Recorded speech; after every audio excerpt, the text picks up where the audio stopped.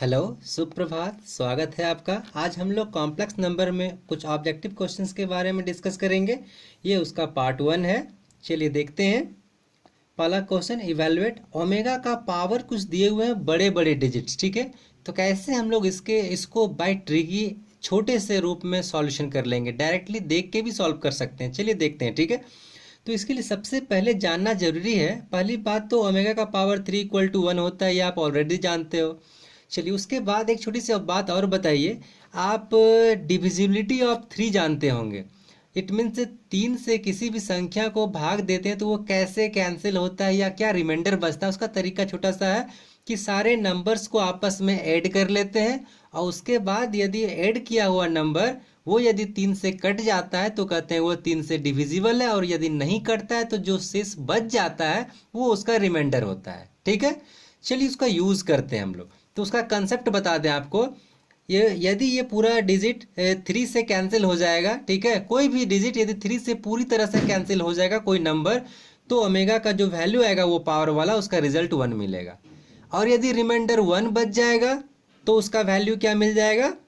आपका रिमाइंडर यदि 1 मिल गया तो उसका वैल्यू ओमेगा का पावर 1 हो जाएगा, और रिमाइंडर 2 मिला तो ओमेगा का पावर 2 होगा, और रिमाइंडर 3 तो बचने का सवाल ही नहीं है क्योंकि वो 3 से डिविजिबल चेक ही करना है हमको, ठीक है। तो या तो रिमाइंडर 1 बचेगा या तो रिमाइंडर 2 बचेगा। रिमाइंडर 1 बचा तो ओमेगा का पावर 1, और रिमाइंडर 2 बचा तो ओमेगा का पावर 2।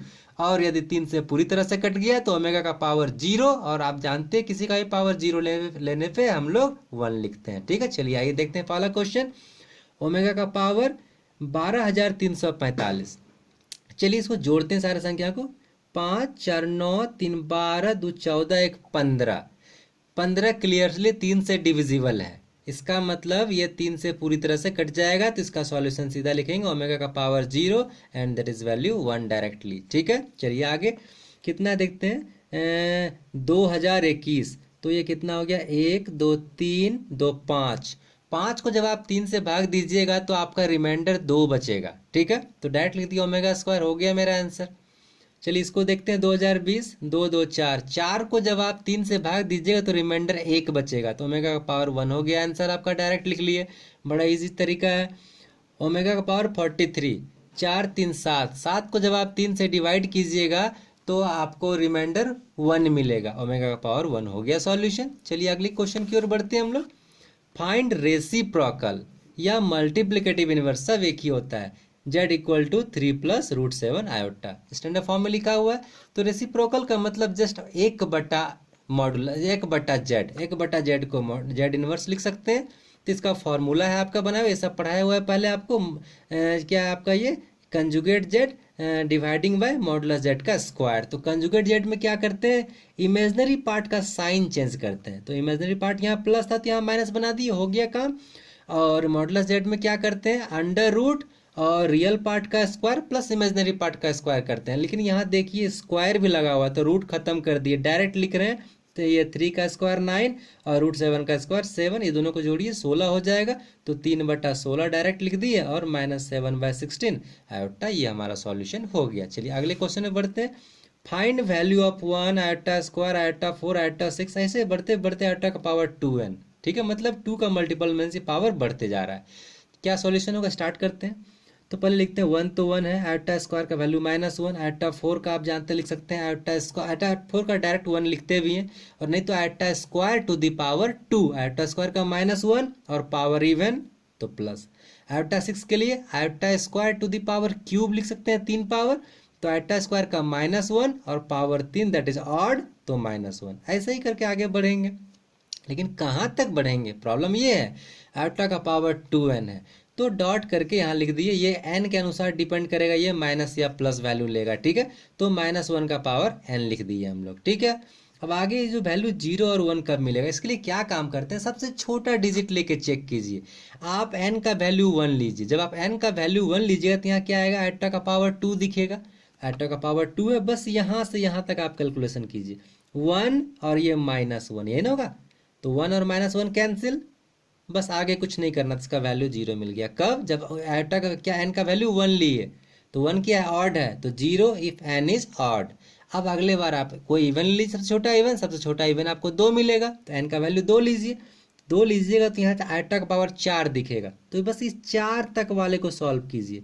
तो 1 का 1, आयोटा स्क्वायर का -1, आयोटा 4 का 1, देखिए ये दोनों कट गया, 1 बच गया।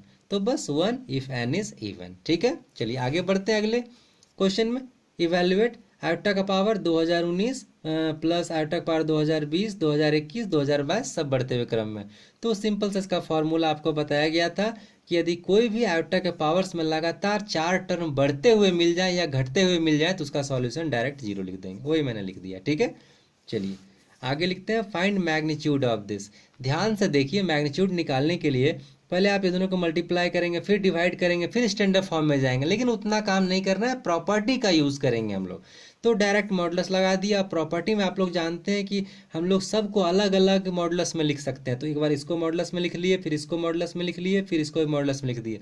अब सबका बारी बारी से अलग अलग मॉडुलस निकाल देते हैं। मॉडुलस निकालना आसान है, तो इसके लिए क्या लिख दिया, अंडर रूट 3 का स्क्वायर ऐड कर रहे हैं तो 9 लिख दिए, 4 का 16 लिख दिए।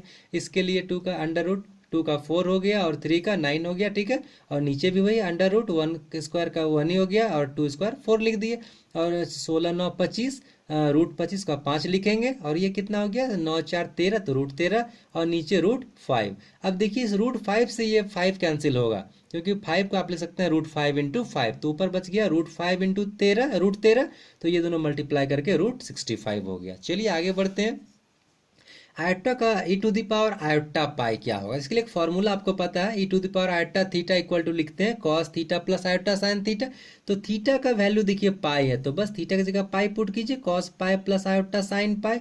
कॉस पाई का वैल्यू -1 और साइन पाई का वैल्यू 0, तो ये पार्ट पूरा 0, -1 रिजल्ट आ गया। यहाँ पाई/2 होता तो वैसे आप वैल्यू निकालते हैं। ठीक है, फाइंड कंजुगेट ऑफ। तो आपको पता है कंजुगेट निकालने के लिए सबसे पहले हम लोग क्या करते हैं, इसे स्टैंडर्ड फॉर्म में लाते हैं। चलिए स्टैंडर्ड फॉर्म में लाते हैं। a-b का होल क्यूब फार्मूला बैठाते हैं, a³ - b³ - 3a² b plus 3ab square. ठीक है, चलिए इसका हो गया 8।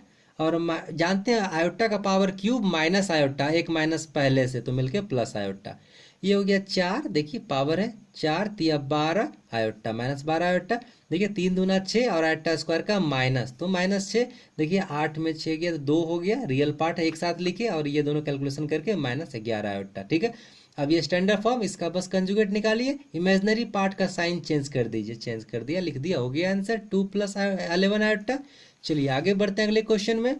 फाइंड मॉडुलस या magnitude of Z equal to. फिर इस क्वेश्चन में देखिए सेमी क्वेश्चन मैंने लिया है। आप या तो इससे पहले इस फॉर्मेट पे ब्रेक करके मतलब इसको चेंज कीजिए आप स्टैंडर्ड फॉर्म में, लेकिन उतना काम नहीं करना, इतना बड़ा काम नहीं करना, जस्ट आप इसका मॉडुलस ले लीजिए। ठीक है, और इस पावर को मॉडुलस के बाहर कर दीजिए। ठीक है, और अब इसका मॉडुलस बड़ा आसान है, अंडर रूट 4 + 1 हो जाएगा। और अब इसका कैलकुलेशन √5 और ये पावर कितने टाइम है, 3 टाइम्स, तो लिख सकते हैं √5 इंटू √5 इंटू √5, तो 2 बार √5 से 5 बन गया और एक √5 बच गया, हो गया आपका आंसर। ठीक है, चलिए आगे बढ़ते हैं। Right in standard form. कभी कभी आपको कैलकुलेशन करना पड़ सकता है, तो कैसे करते हैं, क्या तरीका है, इससे हम लोग लिखेंगे 1 + आयोटा का स्क्वायर और पावर 3 लिख सकते हैं। अंदर आप a + b का होल स्क्वायर तोड़िए, a² + b² + 2ab, iota square का -1 और देखिए 1 कैंसिल हो जाएगा और सीधे 2 आयोटा बच गया, तो ये दोनों खत्म। 2 आयोटा का पावर 3 कितना हो जाएगा, यहाँ लिख दिया मैंने, 2 का पावर 3 8 और आयोटा क्यूब का वैल्यू माइनस आयोटा, तो -8 आयोटा हो गया आपका आंसर। आप यहाँ भी छोड़ सकते हैं, नहीं तो लिख सकते हैं 0 - 8 आयोटा, वो आपका स्टैंडर्ड फॉर्म होगा। ठीक है, आगे बढ़ते हैं। If Z lies in third quadrant then Z bar mean Z conjugate lies in. Conjugate कहाँ लाई करेगा, तो आपको पता है यहाँ मैंने लिखा है Z bar lies in second quadrant. तो पहले कैसे बनाएं, क्या बोला, जेड कहाँ लाई करता है, थर्ड क्वाड्रेंट में, मतलब यहाँ लाई करता है। और इसमें पता है एक्स और वाई दोनों नेगेटिव होता है। ठीक है, लेकिन कंजुगेट में क्या करते हैं हम लोग, कंजुगेट में सिर्फ इमेजनरी पार्ट का साइन चेंज करते हैं और रियल पार्ट जैसे का तैसा। देखिए इसका माइनस बदलिए तो माइनस, देखिए यहाँ प्लस यहाँ हुआ है सेकंड पार्ट में ना, यहाँ तो सेम है ये, तो इसका मतलब सेकंड क्वाड्रेंट में चला गया, तो Z lies in second quadrant. ठीक है, एक्स वाला चेंज नहीं हुआ है, सिर्फ वाई चेंज हुआ है। ठीक है, चलिए इवेल्युएट नेक्स्ट क्वेश्चन। थोड़ा सा कैलकुलेशन है, क्या है, आयोटा का पावर 4n + 1 माइनस आयोटा का पावर 4n - 1 डिवाइड बाई 2। चलिए तो इसे हम लोग बेस सेम रहने पर पावर को मल्टीप्लाई करके लिख सकते हैं हम लोग आयोटा का पावर 4n इंटू आयोटा, यहाँ भी आयोटा का पावर 4n इंटू आयोटा का पावर -1/2। अब आप जानते हो इसको लिख सकते हैं आयोटा का power 4 and to the power n and iota का power 4 equal to 1। Very well known formula, इसको याद रखिएगा। तो ये वैल्यू 1 और ये आयोटा अपने जगह पर लिखा गया, उसका फिर ये भी 1 बन गया, और ये आयोटा का पावर -1 को 1 बटा आयोटा लिख सकते हैं, ठीक है। और नीचे 2 तो पहले से था। अब एलसीएम लीजिए, यहाँ आयोटा स्क्वायर -1 और ये नीचे आयोटा नीचे आ गया, ठीक है। माइनस आयोटा का वैल्यू क्या हो जाएगा, ये माइनस आयोटा स्क्वायर का -1 और ये -1 मिलके -2 और नीचे 2 आई, 2 कैंसिल हो गया, -1/आयोटा बचा। अब आपको एक बार सबसे पहले बताया गया स्टार्टिंग में कॉम्प्लेक्स नंबर में कि आयोटा को कभी हम लोग डिनोमिनेटर पार्ट में अपने मन से नहीं रखेंगे। उसके लिए क्या करते हैं, स्टैंडर्ड फॉर्म में लाने के लिए उसे रेशनलाइज करते हैं। तो चलिए रेशनलाइज कर रहे हैं, तो आयोटा से रेशनलाइज कर दिए, तो आयोटा मल्टीप्लाई किए ऊपर नीचे दोनों, तो ऊपर यहाँ देखिए नीचे हो गया आयोटा स्क्वायर का वैल्यू -1 और ये माइनस कैंसिल हो गया, सीधे आयोटा हमारा बच गया, ठीक है। उम्मीद करते हैं आपको ये बात सारी समझ में आई होगी, ठीक है। इसके बाद भी कहीं थोड़ी सी भी प्रॉब्लम होती है तो आप कमेंट करेंगे, मैं कोशिश करूँगा कि फिर से आपको समझाऊँ, ठीक है। और उम्मीद है आपको सारा समझ में आया होगा, ठीक है। और आपको लगता है इससे आप बेनिफिटेड हैं तो आप लाइक और सब्सक्राइब भी करें। Thank you, have a nice day.